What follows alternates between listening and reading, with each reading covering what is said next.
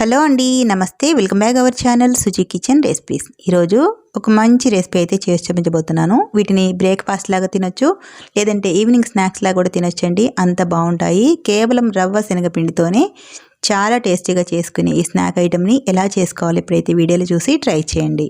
ఇప్పుడైతే video start చేద్దాం. ముందుగా ఇలా ఒక బౌల్ తీసుకోండి.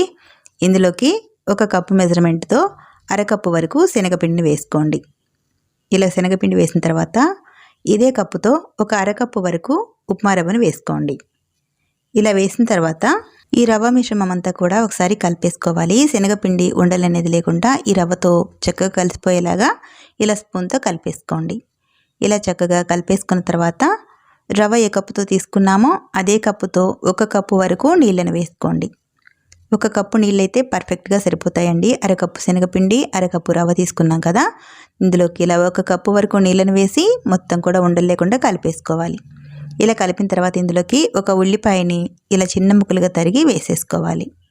ఇందులోనే 1 చిన్న టమాటాను కూడా ఇలా వీలైనంత చిన్న ముక్కలుగా తరిగి వేసేసుకోండి. ఆ తర్వాత 2 పచ్చిమిర్చిల్ని ఇలా వీలైనంత చిన్నగా తరిగి వేసేసుకోండి.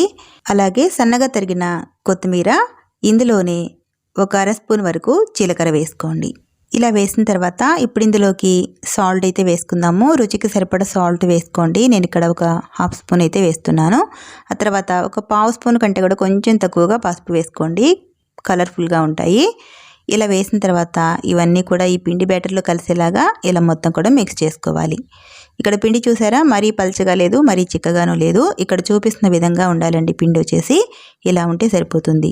ఇలా కలిపేసుకున్న తర్వాత మూత పెట్టి 5-10 నిమిషాలు పక్కన పెట్టేసుకోండి. రవ్వ అనేది కొంచెం నానుతుంది. ఆ తర్వాత స్టవ్ ఆన్ చేసేసుకొని ఇలా ఒక ప్యాన్ పెట్టేసుకోండి.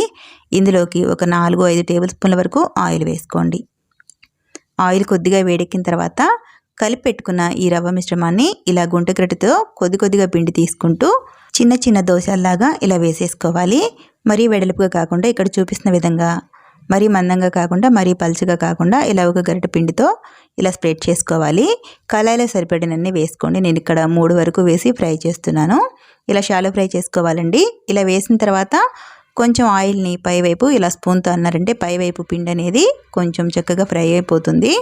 వీటిని రెండో వైపు ఫ్రై చేయడానికి తిప్పుతాం కదా, అప్పుడు పిండి అనేది విడిపోకుండా చక్కగా ఉండిపోతుంది. ఇలా కొద్దిగా ఫ్రై అయిన తర్వాత రెండో వైపులా టర్న్ చేసుకోవాలి. అన్నీ కూడా చూసారా, పిండి అనేది విడిపోకుండా చక్కగా ఫ్రై అయిపోయింది కదా. తొందరగా వేగిపోతాయండి, ఎక్కువ టైం కూడా పట్టదు ఇవి ఫ్రై అవ్వడానికి. ఇలా రెండో వైపు కూడా టర్న్ చేసి కొద్దిగా మంచి కలర్ వచ్చేంత వరకు వేయించేసుకోవాలి. ఇవన్నీ కూడా ఫ్రై అయ్యేలోపు మీ అందరికీ ఒక చిన్న రిక్వెస్ట్ అండి.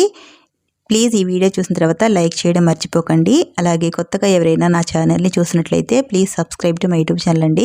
హైప్ ఇవ్వడం మాత్రం మర్చిపోకండి. చూసారా, ఇలా చక్కగా వేగిపోయాయి కదా. ఇలా వేగిన తర్వాత అన్నీ కూడా ఒక సర్వింగ్ బౌల్లోకి తీసేసుకోవడమే. మిగిలిన పిండితో అన్నీ కూడా ఇదే విధంగా చేసేసుకున్నారంటే ఎంతో టేస్టీగా ఉండే breakfast come snacks recipe ready అయిపోతాయి. చూడడానికి చాలా కలర్ఫుల్గా ఉన్నాయి కదా. మంచి ఫ్లేవర్తో టేస్ట్ అయితే చాలా బాగుంటుందండి. చాలా సింపుల్గా ఈజీగా అప్పటికప్పుడు చేసేసుకోవచ్చు.